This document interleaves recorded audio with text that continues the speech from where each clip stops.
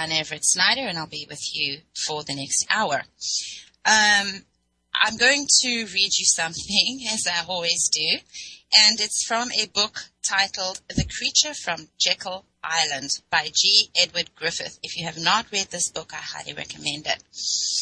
If all banks could be forced to issue loans in the same ratio to their reserves as other banks did, then regardless of how small that ratio was, the amount of checks to be cleared between them would balance in the long run. No major currency drains would ever occur. The entire banking industry might collapse under such a system, but not individual banks, at least not those that were part of the cartel. All would walk the same distance from the edge, regardless of how close it was. Under such uniformity, no individual bank could be blamed for failure to meet its obligations. The blame could be shifted instead to the economy, or government policy, or interest rates, or trade deficits, or the exchange value of the dollar, or even to the capitalist system itself. In 1910, such a banker's utopia had not yet been created. If the downtown bank began to lend at a greater ratio to its reserves than its competitors, the amount of checks which would come back to it for payment also would be greater. Thus, the bank which pursued a more reckless lending policy had to draw against its reserves in order to make payments to the more conservative banks, and when those funds were exhausted, it usually was forced into bankruptcy. Now, historian John Klein tells us this.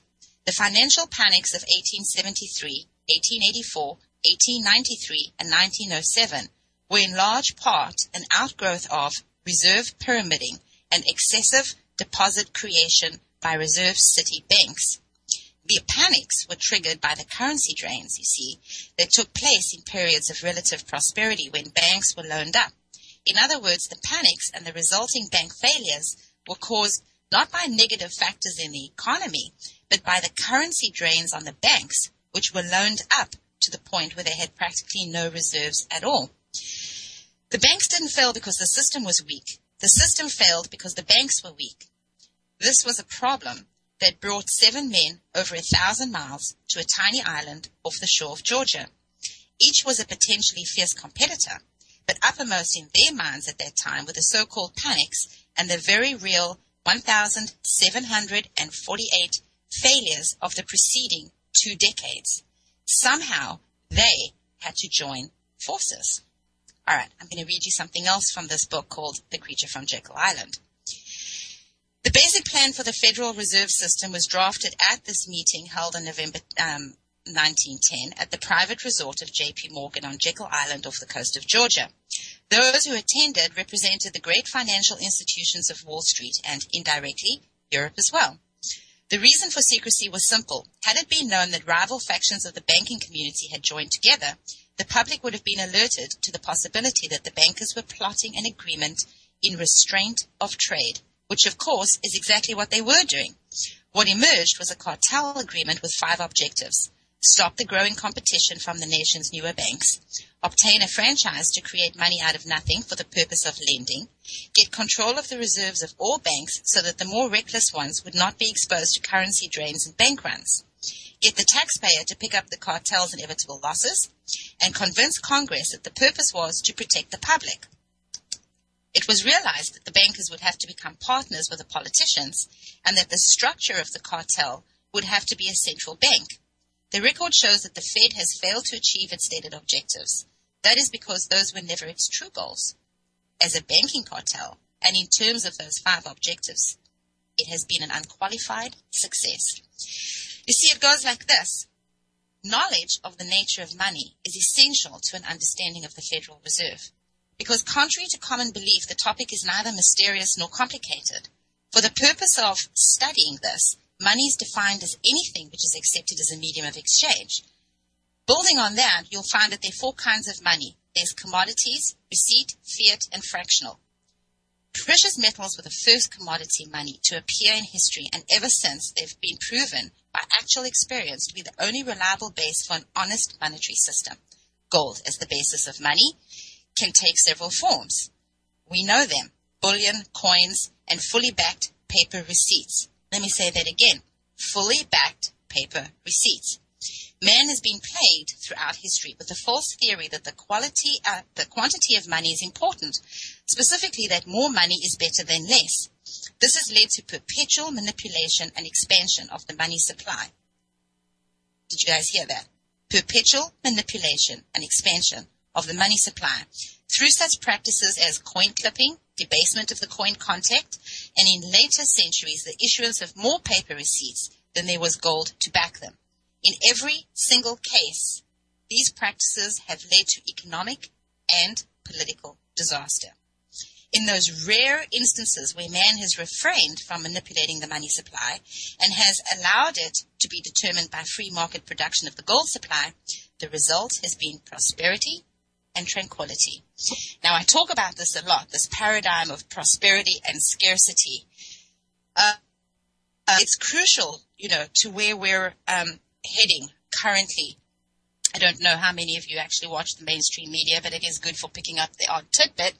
And one of those tidbits, of course, is the 8 bankers that have died under, if you're wearing your tinfoil hat, mysterious circumstances.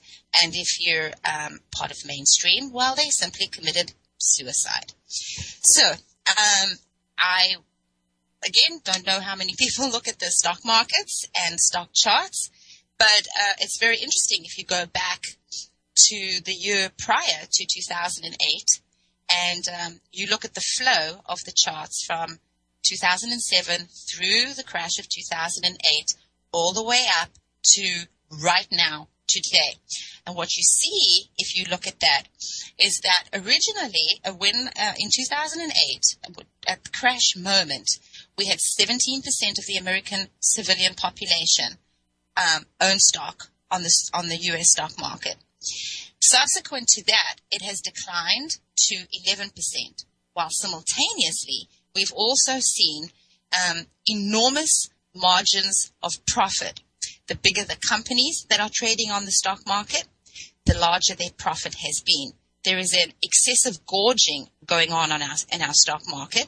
At the same time, we have excessive printing of money to the tune of billions and billions of dollars. I don't know how many people know this, but we are a debt-based economy, something else that I talk about quite frequently. We just raised the debt ceiling again. And, the beginning of October of last year, when we had all this craziness towards the end of the year about our debt ceiling, every single time the U.S. can borrow more money, can raise the debt ceiling, you, your children, and your grandchildren are in jeopardy, absolutely devastating jeopardy. On the very first day after the debt ceiling was last raised, the debt jumped by $328 billion in a single day. The previous single-day increase record of $238 billion was set 2 years prior, and the total federal debt now exceeds $17 trillion, according to Treasury Department figures. Of course, there are mathematical formulas that dictate all sorts of things, and just so that you know, these mathematical formulas are hypothesized on things that have already been created. The evidence is already there. So it's not hard. It's not a difficult thing to understand. And it's the premise for the rest of this show, which I'm going to show you exactly how these things will affect you, do affect you, have affected you, and are going to continue to affect you in the most devastating of ways. And on that premise, there is something else that I want to read you naturally. And it's this, and you've all heard various forms of this. First, they came for the socialists, and I did not speak out because I was not a socialist. Then they came for the trade unionists, and I did not speak out because I was not a trade unionist. Then they came for the Jews, and I did not speak out because I was not a Jew. Then they came for me, and there was no one left to speak for me. This is a famous statement and quite a provocative poem which has been attributed to Pastor Martin Niemöller about the cowardice of German intellectuals following the Nazis' rise to power and the subsequent purging of their chosen targets, group after group. Of course, there's some disagreement over the exact wording of the quotation and when it was created. And the content of the quotation has actually been presented differently by Niemöller on different occasions. So on that note, it's important to understand that chosen targets are chosen group by group. It is a complete and utter misnomer that the Second World War was all about a Holocaust against the Jewish people. It was not a Holocaust against the Jewish people. It was a war perpetrated by bankers for profit, in which Jews and gypsies and intellectuals and many other subgroups were all chosen targets. Equally important to understand is that millions of Germans suffered during the Second World War. We like to think that they did not, because history is written by the victor, in this case the United States, apparently. This is patently not true. Many millions of Jewish people suffered. This is true. What is equally true is that many millions of German women were raped and traumatized and went on to live their lives traumatized by the events of the Second World War. We don't like to talk about this, but we must, we need to, and we will in future shows. All right, let me just put this aside. Recently, a think tank, one of the think tanks put out a paper which I mentioned in another show, and it generated quite a lot of emails. And so I'm going to read you one small piece from Harlan Ullman, who was the principal author of the Shock and Awe Doctrine and is now chairman of the Killowen Group, which advises government leaders as part of a big organization, bought and paid for by the government to advise them. And by the way, not all think tanks are like that. So here we go. Let me read. Without an extraordinary crisis, little is likely to be done to reverse or limit the damage imposed by failed or failing governance. He implies that only another 9/11 style cataclysm will enable the state to reassert its dominance while containing, reducing, and eliminating the danger posed by newly empowered non-state actors. And that's the key part of this, because in 2010, the Department of Homeland Affairs created a document which identified likely domestic terror threats. And for those of you who still don't know, the people who are listed are categorized as those that are most likely to be threats to the U.S., that's U.S. Incorporated, within the landmass of the United States of America, are veterans, people who grow their own food, people who use cash, people who homeschool, different religious groups. And here's one that you may not have thought about: middle-aged white men. And this is going to be the premise for the rest of our show. On that note, we have a guest, and his name is Ken Martin from Ohio. Ken, are you there? Yes, hello. Hi, how are you? Welcome. I'm doing fine. How are you? I'm very well, thank you. So, did you heard the beginning premise of my introduction of you, and yes.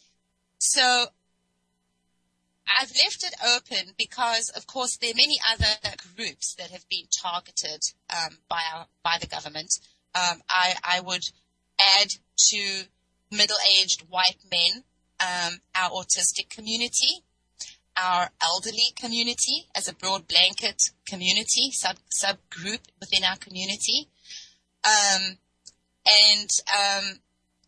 The only people that are absolutely protected today in this economy, in terms of jobs and in terms of government handouts, are female minority groups. That's the top category. Below that is minority groups. Somewhere in there is drug addicts and alcoholics. Ken, please, if you would, introduce yourself and let's get this boat rolling, this story on the road. Okay, I'm Ken Martin. I'm 56 years old. I had a good job. Unfortunately, when the economy collapsed, the company that I worked for lost their contracts, and I inevitably ended up getting laid off.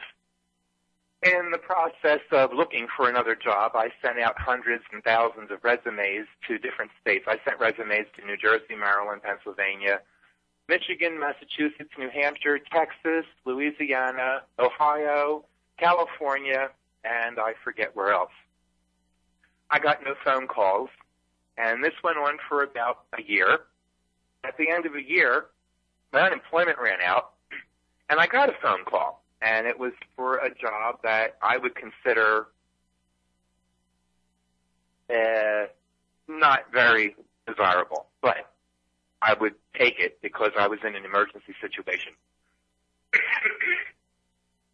They asked me the usual questions, and they asked me how much I was making at my previous job, the job that I got laid off from, and I told them I was making $40,000 a year. I told them what I did there. And they said thank you and hung up the phone and never called me back. In the meantime, my unemployment ran out, so I started living off of what was supposed to be my retirement savings. So I'm, looking for a job, living off my retirement savings. And as fate would have it, on September 7th, 2011, I was admitted into the hospital when I found out I had cancer. And the cancer threw me into renal failure, and I was in the hospital for 3 weeks recovering from the renal failure. According to what my doctors told me and according to my already present medical condition, I applied for Social Security disability. It took about a year and 3/4 to get my hearing, and my hearing finally came up.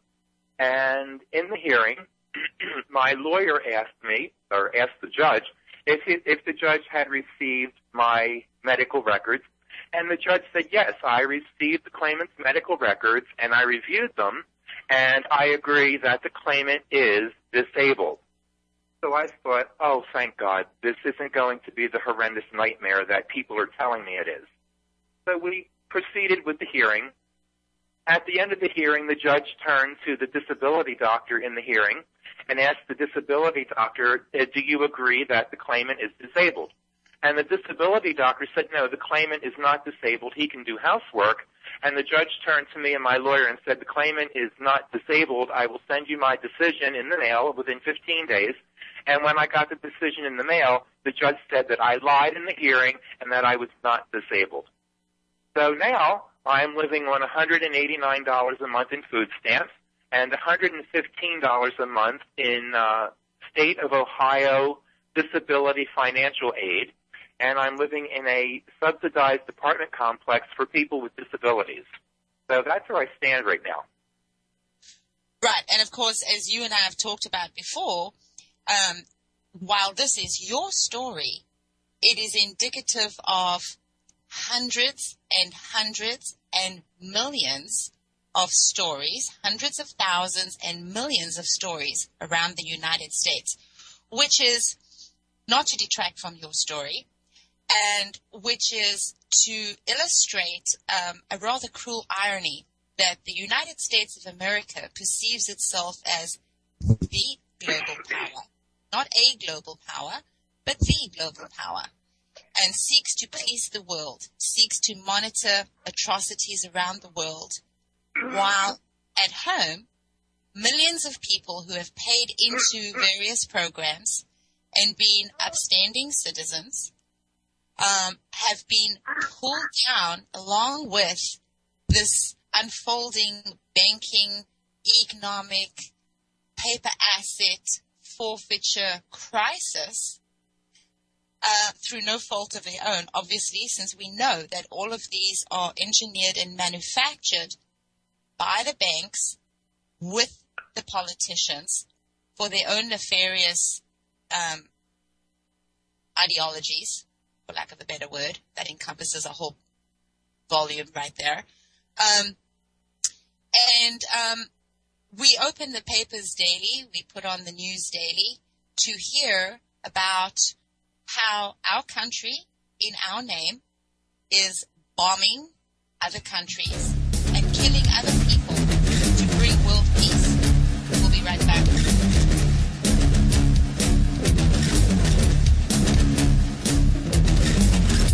This is Bill Jasper with the New American Magazine. President Obama and the ruling class in Washington believe that you should have no privacy, no secrets. The NSA, the FBI, the IRS, and dozens of other agencies should have full authority at any time, without warrants, probable cause, or due process, to record your telephone conversations, emails, text messages, web page visits, financial transactions, travel, virtually everything concerning you. Elected officials and appointed bureaucrats insist that we citizens must give up more and more of our privacy. At the same time, they believe the federal government should be able to operate in complete secrecy, unaccountable to we the people. You think this sounds too far-fetched? But is it? Case in point, the Trans-Pacific Partnership, or TPP. It's a secret, so-called trade agreement that is on track to be completed by the end of 2013. You can expect President Obama to call on Congress to approve the TPP in early 2014. If you are not familiar with the TPP, you are not alone. Many may not recall, but President Obama mentioned it as a top goal in his 2013 State of the Union address. Now, even as we protect our people, we should remember that today's world presents not just dangers, not just threats, it presents opportunities. To boost American exports, support American jobs, and level the playing field in the growing markets of Asia, we intend to complete negotiations on a Trans-Pacific Partnership. And tonight I'm announcing that we will launch talks on a comprehensive transatlantic trade and investment partnership with the European Union, because trade that is fair and free across the Atlantic supports millions of good-paying American jobs. Besides the State of the Union address, the only other mention of the agreements has been the minimal coverage by the mainstream media. Usually, they promote it as agreements that will increase trade and thereby generate vast numbers of new jobs for Americans. What is not being promoted is that the TPP and TTIP negotiations have been going on in secret for quite some time. The Obama administration has repeatedly rejected requests by members of the House of Representatives and the Senate for texts of the agreements.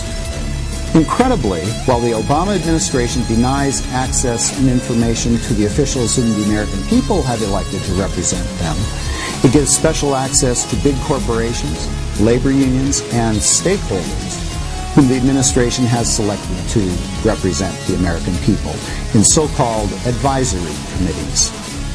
So why all the secrecy? What aren't they telling us? Contact your representatives now to stop the TPP and find out more at thenewamerican.com, where we have been exposing the dangers of the Trans-Pacific Partnership. Hey, this is Diana Everett-Snyder. I'm here with my guest, Ken Martin. Earlier, I had read a poem by Martin Niemöller, First They Came for the Socialists, which is really the premise of our show today. We've all been exposed to this poem. We've all been exposed to a history of the Second World War and the First World War. We've all talked amongst ourselves about the various things going on in the government, and wondering what the heck the politicians are up to. We've talked about the NDAA, and the updates to the NDAA that President Obama has signed into law, and the amendments with very little coverage that have replaced some easier wording on the previous NDAA. We've seen a lot of coverage, or speculation rather, on the Trans-Pacific Pact Alliance, and very little, of course, is known about it, although you have to be terribly, terribly, terribly concerned when even our corrupt politicians, and they're all corrupt, some more so than others, or more glaringly, obviously, than others, but when they are all complaining and are all disgruntled because they have not been privy to the negotiations, the discussions, and the tactics behind the signing, the inking of the deal to the Trans-Pacific Pact Alliance, you have to know that something is most assuredly not right. I've also previously covered Kelly Thomas and the Fullerton death by cop, as I like to call it. And it's something I was on Ron Thomas's website, which is Kelly Thomas's father. And there's something there that I found rather simple, which I want to read you. And it says, "We are the people, we are anonymous, and we are all one." And that's why I came here today, because we all know someone who has fallen on hard times if we ourselves are not that person. But it's very hard to put yourself in that position. It's very hard to think what it would be like to suddenly not have your home, to not have a car, to have no resources whatsoever. We've all grown up in a first world country where we very much take for granted those things that we have, that we view as entitlements. We take our cell phones for granted. We take for granted the fact that we can turn on our lights and have light at night. We take for granted that we can turn on the water and drink from the tap, turn on the water, take a shower, open the refrigerator and eat from it, have a stove to cook on, have a roof over our head. And it is by the grace of God and good luck that it is not you and you and you and me. And tomorrow it could be. And in that we are all the same. Because no one is speaking up. And the drumbeat continues. There is not enough action. There is too much inertia. There is too much apathy. Something else that I like to talk about a lot is the issue with our police departments around the United States. And I don't like to point out, I'm forced to point out the fact that our police departments are increasingly militarized under the Department of Homeland Affairs. They are increasingly being dressed like soldiers, armed like soldiers, and trained like soldiers. Increasingly under the Department of Homeland Affairs, they are being sent out into our urban environments and told that they're fighting a war on domestic terrorism. Those are our streets. On their target practice pieces of paper at their military training academies, at their weekend warrior training camps, during live drills, the picture that you see is not a round bullseye target. It is a picture of a clean-faced teenager holding a submachine gun. It is a picture of a white, pregnant woman with a bag of groceries. It is a bunch of white men in suits. These are the sorts of images that are being printed onto targets and used by police departments around the United States to desensitize them to the fact that they will be shooting not at some dire threat to their own bodily safety or the threat of a neighborhood, but at who is being targeted and who's to say who their target is. But increasingly we also see in the news media the extreme police violence. Of course, Kelly Thomas is a perfect example of that, and he's also now the perfect example of our civilian inertia and apathy, because there was a trial. There were 6 police involved in the beating death of Kelly Thomas. 2 of those officers went on to trial and were found by the jury to be innocent of the subsequent death of Kelly Thomas. One has to wonder if they know about jury nullification. One has to know if they know about the law regarding how a judge may instruct a jury. And if you go and you read the transcript of the court case itself, and you listen to the opening and closing statements of both legal teams, you understand very clearly that this particular case was not about whether Kelly Thomas had died, whether he deserved it, what the circumstances surrounding this event were. The premise of the entire case rested on whether these police officers were doing their jobs or stepped outside of the jurisdiction of doing their jobs. And so by setting these men free, a legal premise has been enacted that will be used in future cases of extreme police violence against the civilian population. And if you are listening to the show, you are the civilian population. You are the target, much like Ken has been the target of what is coming more and more to a house next door to you. So Ken, let's get into some details. Tell me again how much money it is that you're getting every month.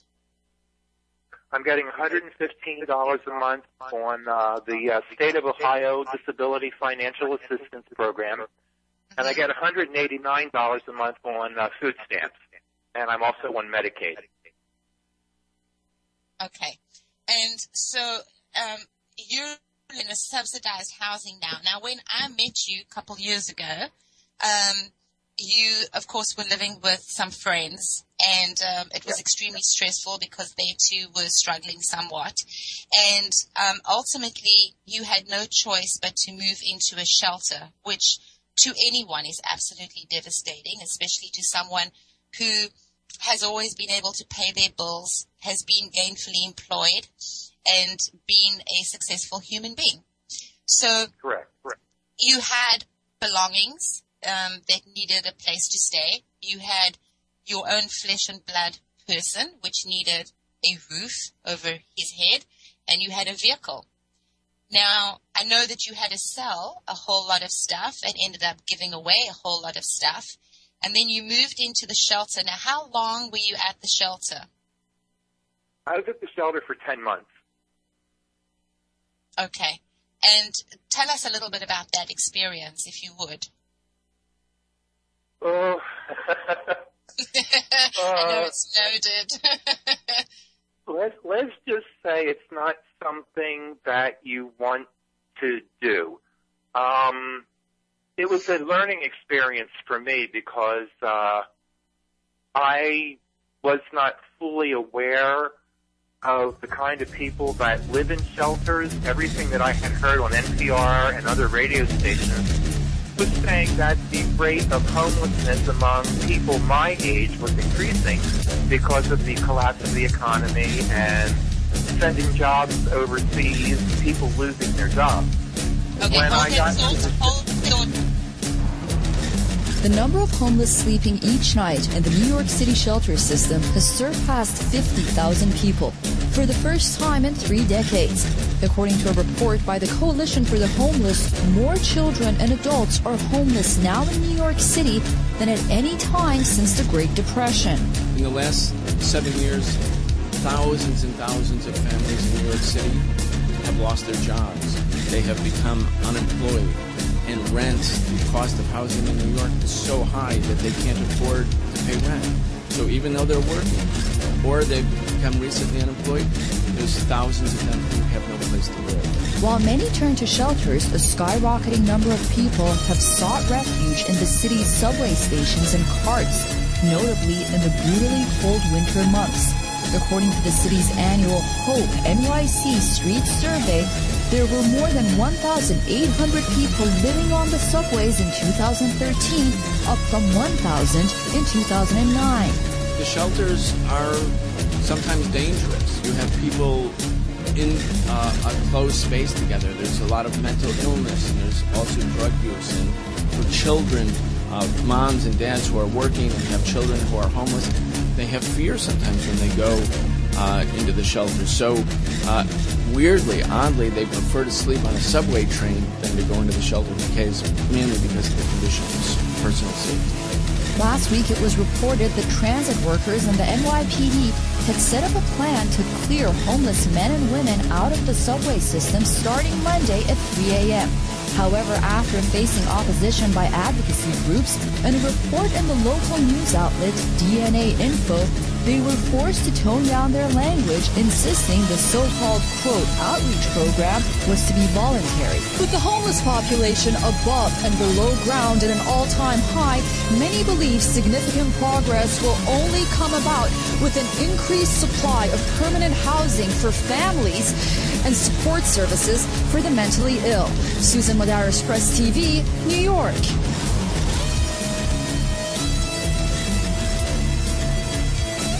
As many as 6 times a day, Faith Keating gives her 6-month-old son Tommy treatment for a respiratory condition brought on by the cold.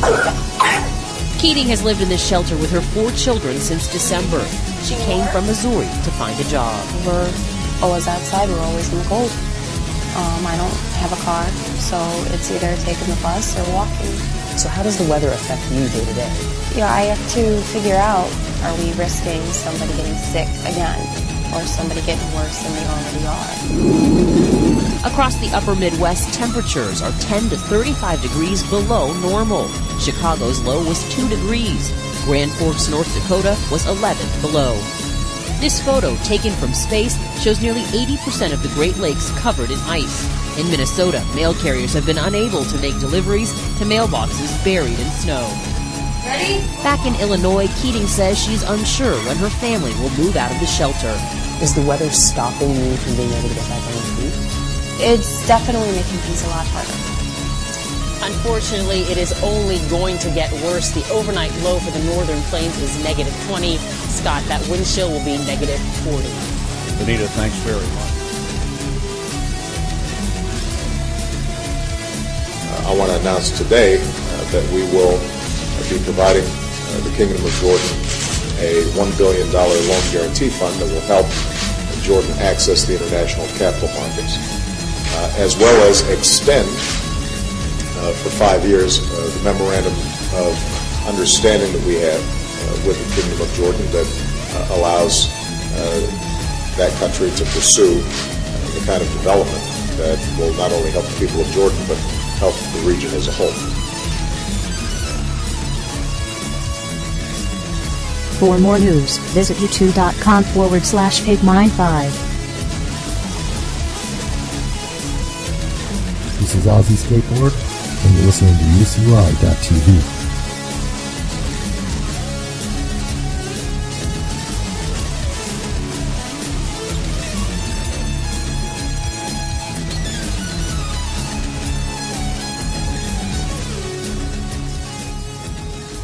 All right, Ken, let's go back one sentence so that we can keep ourselves focused here.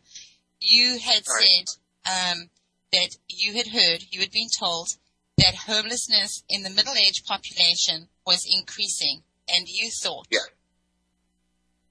Yes, and I thought that at the homeless shelter, that's what type of person would be there. When I got there, I found out that there's a lot of people in homeless shelters who have serious psychiatric problems. It was drug addicts and alcoholics, and I had to put up with things like death threats and my property being stolen, like my wallet being stolen, my cell phone being stolen, my car keys being stolen, stuff like that. Fights broke out frequently among the residents, and it was just, when Now, this apartment opened up, How many beds were in that particular homeless shelter? I'm sorry, you're breaking up. How many beds were in that homeless shelter? And on that, were there private rooms? How many people to a room? How many bathrooms? There were 26 beds, and there were 4 people to a room, and the bathroom had 3 stalls and 3 showers. Plus it had a laundering facility. So you were able to do laundry there?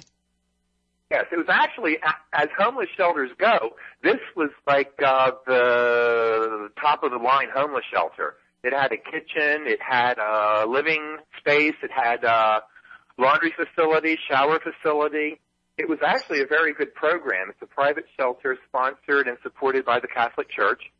And it's actually a very good shelter. The staff there was very supportive of me. I became friends with a couple of the staff members. We talked about what was happening, and I told them what happened to me, and they were just like, this is unbelievable. I said, tell me about it. I never thought in a million years I'd ever be in a situation like this. And I figured from time to time life would deal me some crap, but I never, ever thought that it would be anything like this, ever. Okay, so you were there almost a year, and you were on a list, correct, for subsidized housing. Yes, the lady at the apartment complex said it would take anywhere from 6 months to a year for an apartment to open up. Uh-huh. So you qualified, and then you were told that you could move on in. And in the meantime, of course, you're living on how much a month? $115 a month state disability. My rent's $25 a month, and that includes the utilities. So what I do is I take the $115 out of off my card every month. I pay the $25 a month rent, and then the other $90, I send that to my credit card so that they don't shut off my credit card.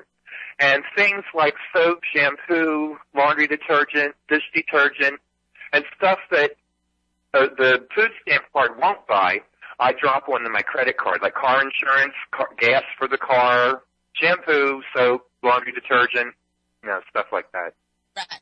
Now, how much do you get in food stamps a month? It was $200, but supposedly the cost of living came down, so they cut the food stamp down to $189 a month.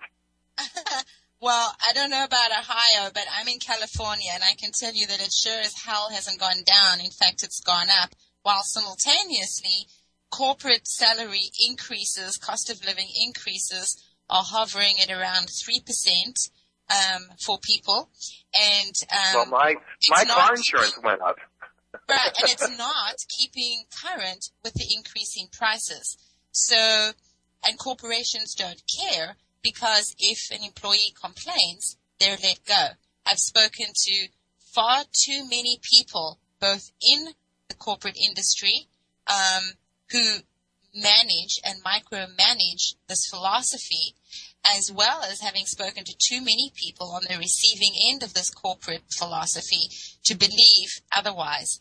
Corporations do not care if they are not keeping current with the economy and the drive upward, and therefore the downturn in people's ability to keep up with their bills. They don't care, because there is a line around the corner of people desperate to find some sort of work to subsidize their existence on this planet.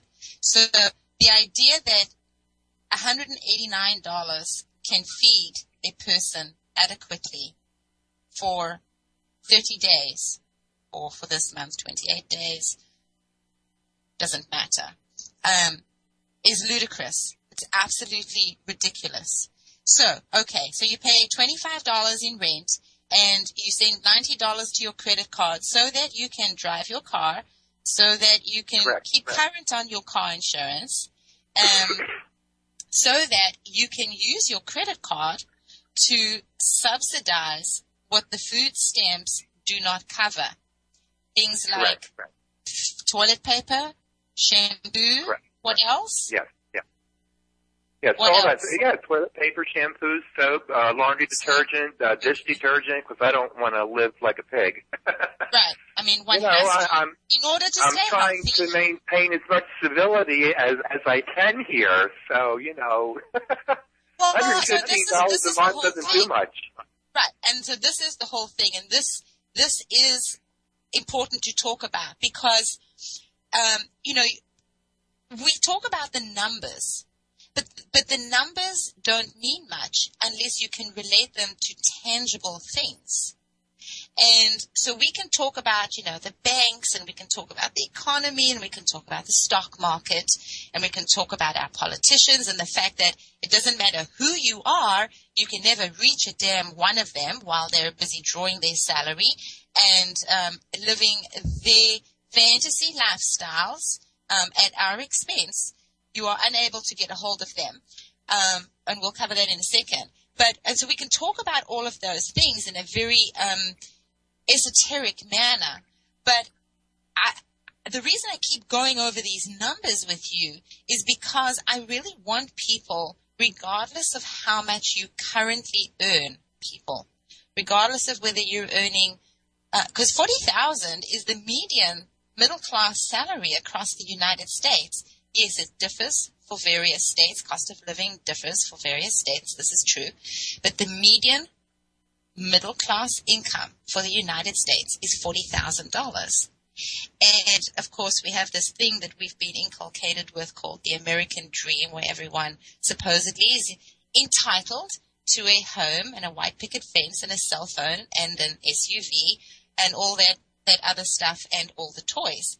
Now, if you understand that at any moment in time, you could be, and in fact, most likely are, on one of those target group lists, so clearly defined by our Department of Homeland Affairs, put yourself in the position of thinking about how you would live for a month on $115, disability, mind you, and $189 in food stamps, and exactly how much you would be able to afford that you have now. Imagine losing your home that you have put sweat equity into, that houses your belongings and keeps your children out of the inclement weather, and is the proverbial home that you stick your key into when you come home at the end of a working day. How would you cope on $189 in food stamps? So, Ken, you pay $90 a month on your credit card so that you can keep using your credit card. Now, yes. Then what?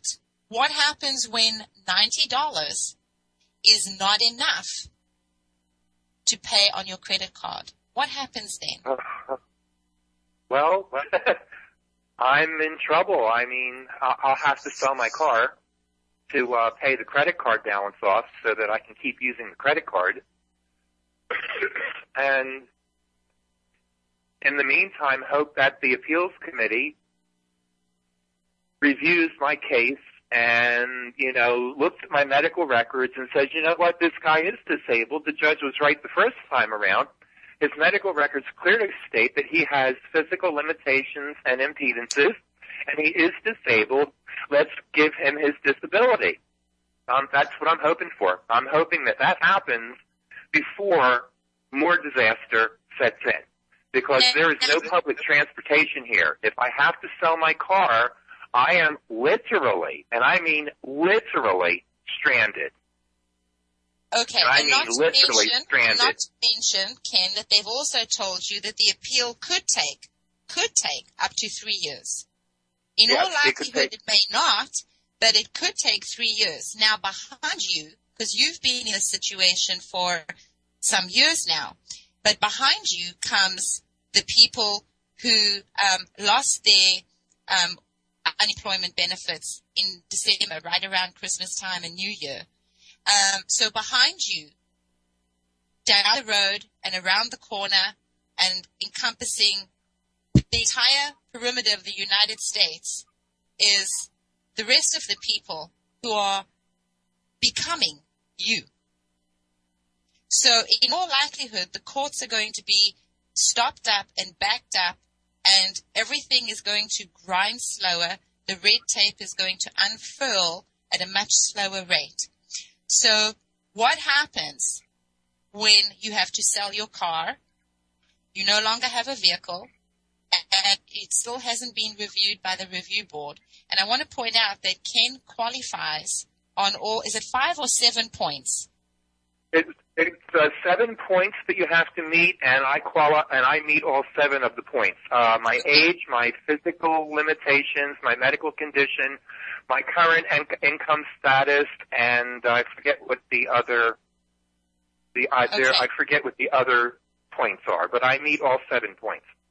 Okay, so when you and I had spoken last, I mean, that was an important distinction, and it remains, of course, a critical distinction to make, is that we have a system set up, and when people meet all the criteria on the system that is set up and are then denied in the court system, that is not so much a broken system as a broken court system.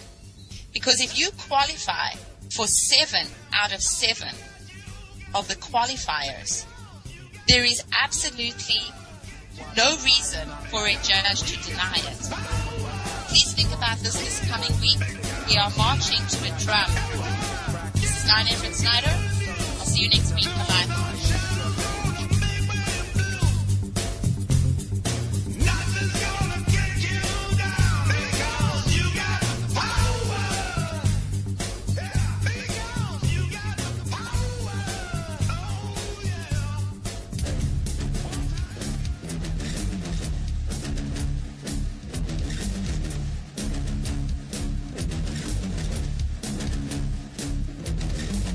Out of the West, still in the grip of a severe drought, where federal water officials are turning off their taps as well. The U.S. Bureau of Reclamation announced yesterday that there will be no federal water deliveries this year to most farmers in California's Central Valley. As Carter Evans reports, that's really bad news for a region responsible for half of America's produce. With 0% water, if we don't have enough water to irrigate this field, this whole system is going to be left dry. The fields on Joe Del Bosque's farm should be lush with tomatoes, cherries, and melons. What I grow here in cantaloupes feeds about 2.5 million people their annual consumption of cantaloupes. I'm just one farm. Now farmers here in California's Central Valley are leaving 500,000 acres unplanted. Del Bosque is using what's left of his water supplies to keep his almond trees alive. It was no surprise, but, reality does start to sink in now. 250 miles south in Los Angeles, produce distributor Jesse Martin expects a squeeze on the nation's supply of fresh fruit. This time of the year, you can import fruit from other countries. Yes, we do. But when it comes to summertime, there's no fruit anywhere else to import. And vegetables, too. California's Central Valley grows at least 70% of the country's broccoli, cauliflower, and celery. What's that going to do to prices? Prices going to go up. Are we talking about just a few pennies more expensive? No, we're talking dollars. If last year you were able to buy something for 79 cents a pound, well, you're going to have to feel that you're going to pay $1.29 or $1.49. Several cities near San Francisco also rely heavily on the federal water supply. On Friday, they were told they may only receive half of their water allocation this year. For CBS This Morning Saturday, Carter Evans, Los Angeles.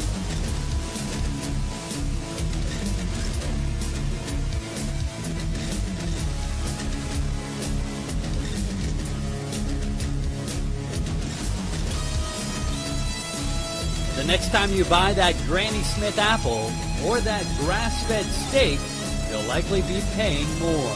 With a severe drought impacting farms across western states, yields are down and prices are going up. We should be getting more local mushrooms in, mostly from Mendocino. But because there's no rain, the chanterelles are coming from Europe. They can get as low as $9 a pound when it's a good year. Right now they're $45 a pound. Everything from nuts to melons to greens, all grown in California's dry Central Valley, are being affected. But the hardest hit food industry right now may be cattle. You're seeing dairy production down. You're seeing people having to cull their herds, specifically cattle. This will impact not only the cost of grass-fed beef, but there will likely be no 100% grass-fed beef available from California this year. Any price with that? There's plenty of anxiety about the rising food prices at this food truck park, where owners are contemplating cutting already small profit margins or passing the rising food costs on to customers. Are we going to have to cut down on some of the wages, get rid of people, or are we going to bring the prices up, and are customers then going to think that it's too expensive for them to come back and visit us? I mean, it's something that you got to really think about. Food industry analyst Phil Lambert says for every $100 you usually spend at the grocery store, you can now expect to pay at least an extra $10 at the checkout, with food prices continuing to increase as the drought gets worse. Haven Daily, Associated Press, San Francisco.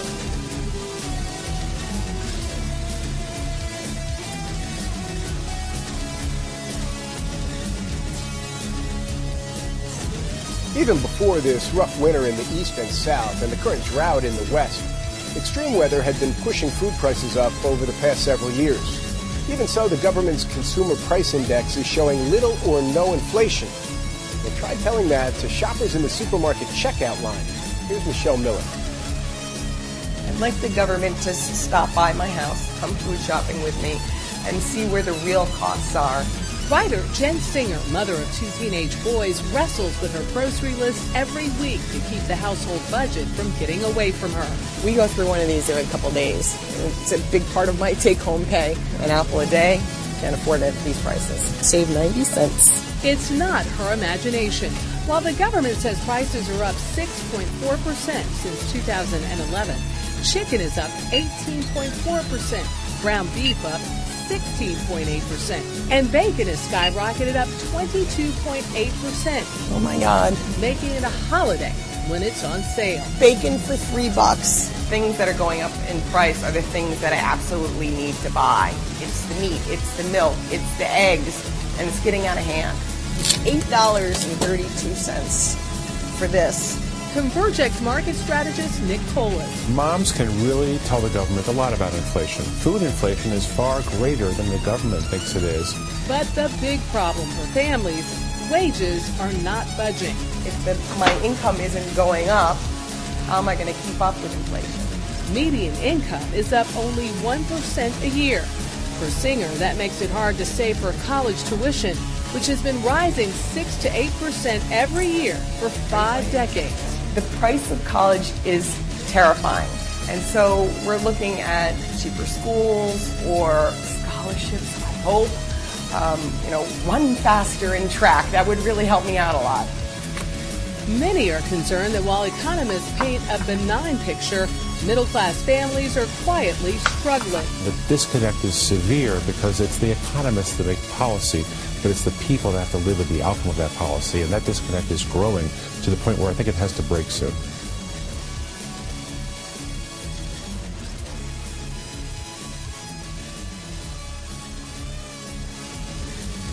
For more news, visit youtube.com/pigmind5.